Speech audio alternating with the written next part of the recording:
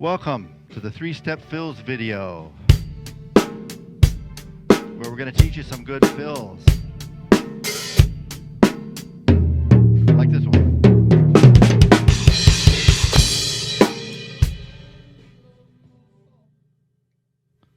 How, how did you like that? It was crazy. Crazy. Was it a good fill? It sounded strange. All right, you are too kind. I would say the purpose of this video could be said that we want to make sure fills like that never happen again in the history of drumming. The reason why I want to make a 3-Step Fills video is because as I've been teaching drums for the last 10 years here in Fresno, California, upwards of 450 students, fills, I get a lot of requests for fills and how to do them. And although there's a lot of books on fills, how to play fills that fit the song and musical fills, that's the subject of this video. So basically what I'm going to do is I'm going to give you my 3-step formula for fills. You liking that? You want to? Okay. 3 steps is nice amount. All right. This is Mark, my drum student, and he's a. What do you do? I'm a teacher. All right. He's a school teacher. I'm going to give you the 3 steps, and have we planned this, rehearsed this? Not yet. Nothing like doing it live. And also, I'm going to give you the PDF, and for that, you can go to my website. I'm just launching a new website, drumprofessor.net, and go there, click on the classrooms and library, and there's no charge, but I'm going to give you the PDF of, I'm going to demonstrate 12 different fills, so you're going to have a whole bunch of stuff, plus the PDFs for many more. So hopefully that should get us started on the right track. Now, perhaps the most important issue in dealing with fills is when to play them and when not to play them, or the fill zone, as I call it, the place in the music that's the ideal place if you're going to do a fill at all to do that. So in preparation for the video, Webster's Dictionary, I looked up fill zone in the dictionary, and but I had a little problem. I think mine was out of date or something. It didn't even have drum fills. But all the more reason why we can cover this on the drumprofessor.net. So basically, we play fills at the end of phrases. And if I were to ask you, Mark, what's the average length of a chorus or a verse? I would say probably 8 measures, maybe 16 measures. Okay, cool. Anywhere around there. And at the end of the phrase, that's where we do the fill. What? Look what we have here. I have my handy-dandy little fill zone chart. I don't know. I just found it. Basically, you play 3 measures of the rhythm and 1 measure of the fill zone. And during the fill zone, if you want, that's where you can place your fill. So once again, 3 measures. Let's give them a demonstration, Mark. Sure. I'll put the song on from the first verse, and then if you click 4 quarter notes during the fill zone there. Okay. Now I'll demonstrate 2, 3, fill zone. 2, 3.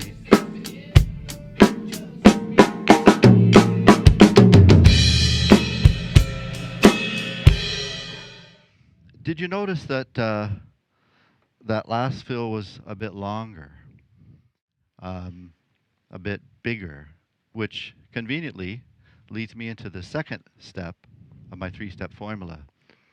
Find out if you want a bigger or smaller fill. Not all fills are created equal. That fill was coming up to the chorus, and so I wanted a little bit bigger fill. So fills, you can think of them as transition from section to section. If I have a big guitar solo coming in, then I would want a big fill. So here's the fill zone, but within this fill zone, you got 4 beats. Check out the high tech. Yeah, 4 beats. Wow. Yeah. And if you want to have a bigger fill, start it on 1. But perhaps you want just a smaller fill. You might want to start it on 4 or 3. Starting fills on 3 is the most common place for fills. So as I say, they're used as transition, and depending on every song has louder or softer sections. So if you start off with a soft verse, then before you get to the louder chorus, then maybe you want a bigger fill. So that's number 2, is decide if it's bigger or smaller. All right.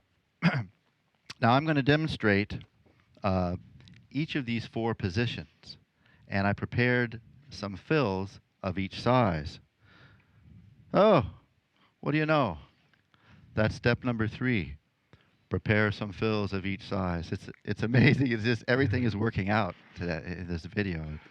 So prepare some fills of each size. To help me do my next section, section 3, giving you some examples of fills, I'd like to introduce not Mark, but Mike. Mike, audience. Hi, Mike. He's very dependable. He's just sometimes a little inflexible, and some of my drum students like him.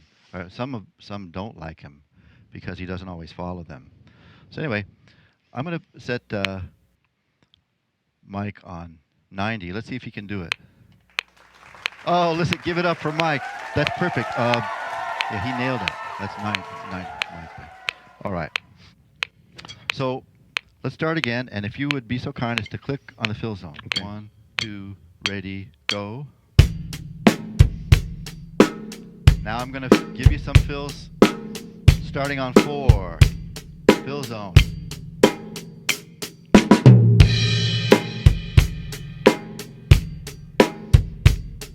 Still on 4. 1.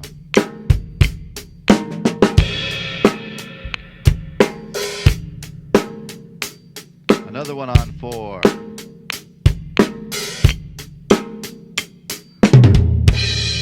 Yeah, that's the bucket of fish. That's in your PDFs. Now, starting on 3. Ah, we're doing it now. Some more on 3.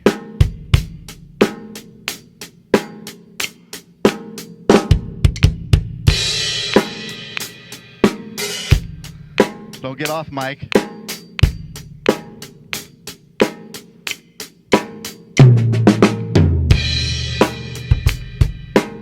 Now some fills starting on 2.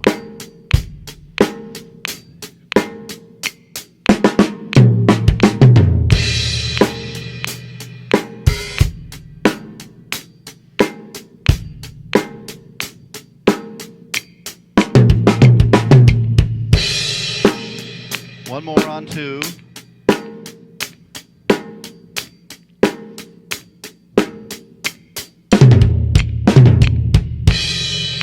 Now the big one. One starting on 1.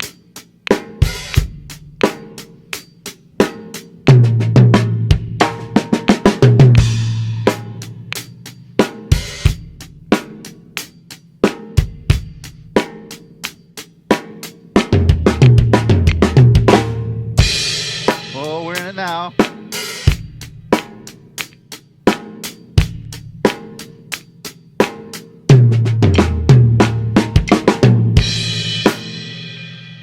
All right. Mark, you did great, and Mike, you did okay. You weren't always. See, oh yeah. All right, Got mad at okay. you. You're out of the next video. You're out of there. Okay. So where were we? Oh yeah. Guess what? A good thing to do is to just turn on a different metronome than that one, and just play 3 measures of the rhythm, then 1 measure of a fill.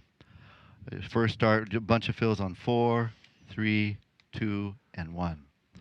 The reason is many times we're naturally biased. I've had plenty of drum students, they always start fills on 3 or the and of 3.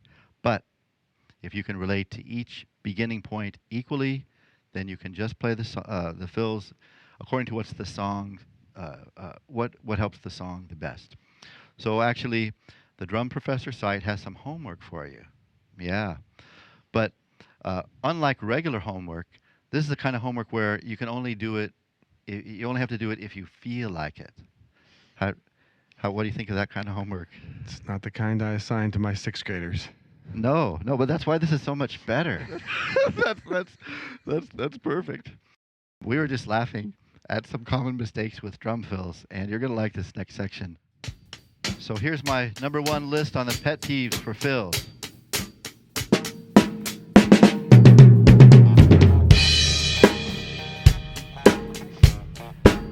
Want it again? Okay, I'll give it to you again.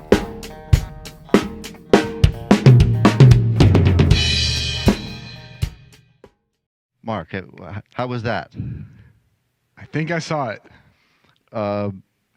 If you, I know it was a really good fill, but if you had to say something that maybe like possibly that I could maybe work on in the years for fine points and finesse, what would it be? I would say you were rushing it. Okay. Number one pet peeve, do not rush. It's better to lay back, even if you have to be slightly slower. In all my years of teaching, 99% of the time, if a student's going to get off time with the fills, it's rushing. All right, here's another one. This one is pretty good.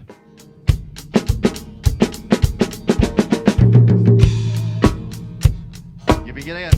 3, 1.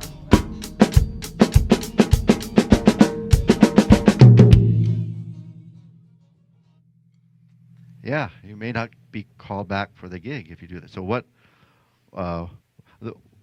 was that, you guys? I call that one sneaking in. No sneaking in the fills. Don't. It's sometimes played by as like, don't ask for permission to do the fills. Like, I could just see, a couple of guys talking on the front porch about that fill. Like, well, dang it, Jethro, he couldn't tell where that fill started. We were already doing the He film. already started the film. Was that part of the beat? No. Remember, that's quite opposed to. So a little bit different philosophy. When you play those fills, people actually like that.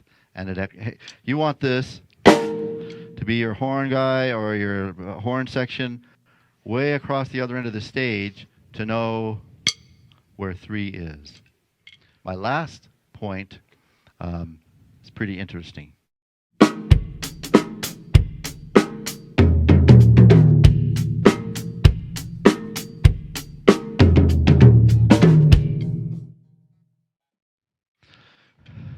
That was good, wasn't it? I mean, that was good, wasn't it? Okay, that was just a hint. And in case you... Yes. All right. Don't go up in pitch. Go down melodically. Go down in pitch. People...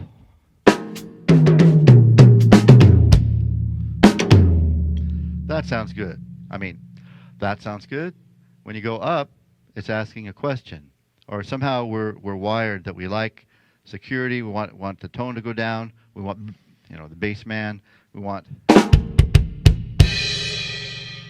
So, I've had a lot of students for some reason like one of your fills. Well, it did land on the high tom there. I'm just saying. So I'm not hurt.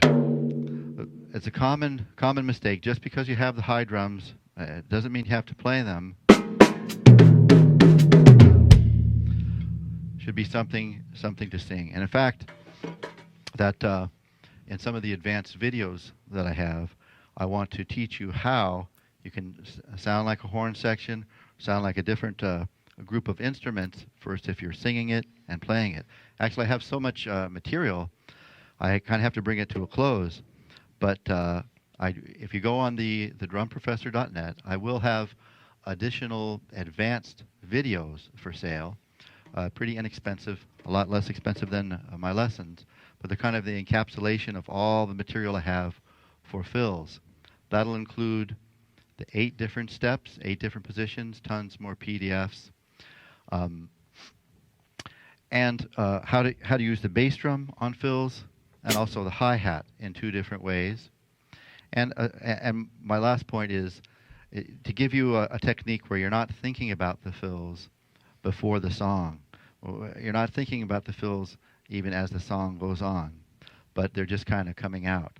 So in fact, you should be so confident that when you play, the other band musicians will ask you, "Can you play more fills?" That happens a lot, right, to us drum. All right, thank I you. haven't heard it much. Okay. Thank you.